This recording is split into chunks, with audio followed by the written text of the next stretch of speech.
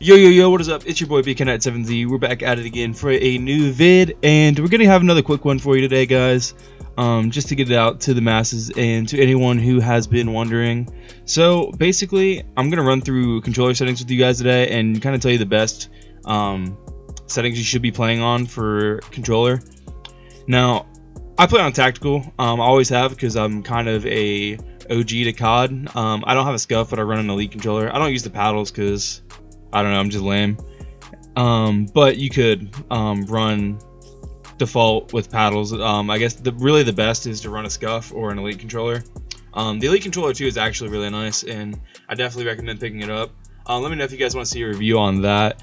But today, or basically, I run 4-4. I think there's kind of a debate, especially within recent CODs, whether you want to run 5-5 or 6-6 or 4-4.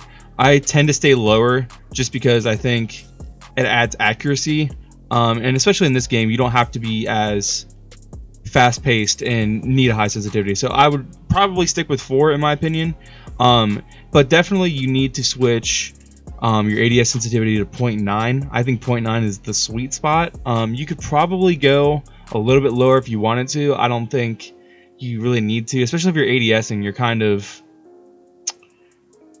I think you're already kind of like posted up, so I don't think you really need to have it any lower or higher, because you can just on ADS if you need to have it higher. And ADS, if you didn't know, stands for aim down sight, so that's when you're aiming down your gun. But aim response curve type, you want to change this to linear. This is definitely really important because it kind of makes your sticks more directly responsive. There's coding built into the way that the game interprets analog stick movement to allow for, I guess, basically some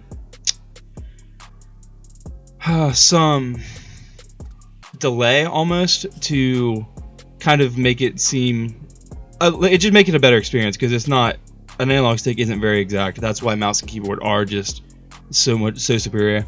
You want to turn off controller vibration. That's kind of a no-brainer. You don't want, one, your controller dying faster, two, it's just kind of distracting and it's not really relevant to the game. Now, the big one that I think has made the most difference is changing my aim assistive precision. I haven't tried it disabled yet.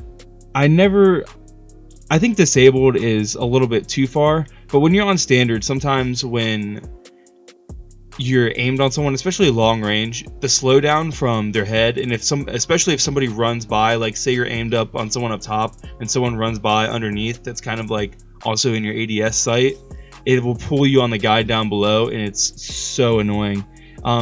Just to try this out, just to kind of prove this to you, go ahead and try focusing on your own, which is the increased version of standard, and let me know what you guys think. I think it's terrible, and it was really obvious to me that that was not the wave. So obviously the further back you go, which is what the step precision is taking, going the other way from standard as far as aim assist, and you can read it along the right as well.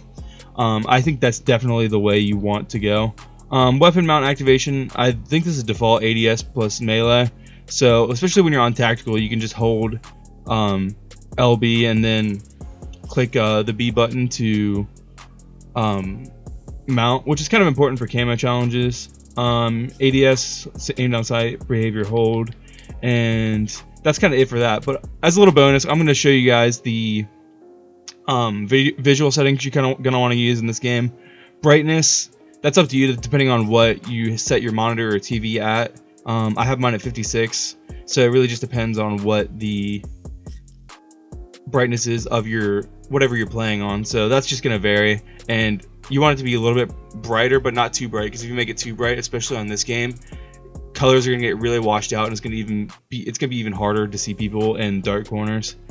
Safe area, that's not a huge deal. Make it max for your display. Film grain, put that on 0 instantly. Film grain makes this game even worse as far as seeing people.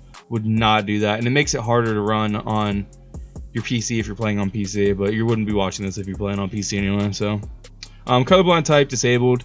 I think there's some really good colorblind filters as far as if you want to commit to that. I don't really think, I mean, it makes it a little bit easier to see people, but I don't think there's necessarily a use where you should really try that hard unless you're like trying to go competitive, and it just makes the game look different than how it should, and I'm not a fan of that. So yeah, leave a comment down below what you guys think. What sensitivity do you use? Do you use 4, 5, or 6? And leave a like if you enjoyed the video. It's been your boy BK97Z. We'll see you fudging later. Bye bye.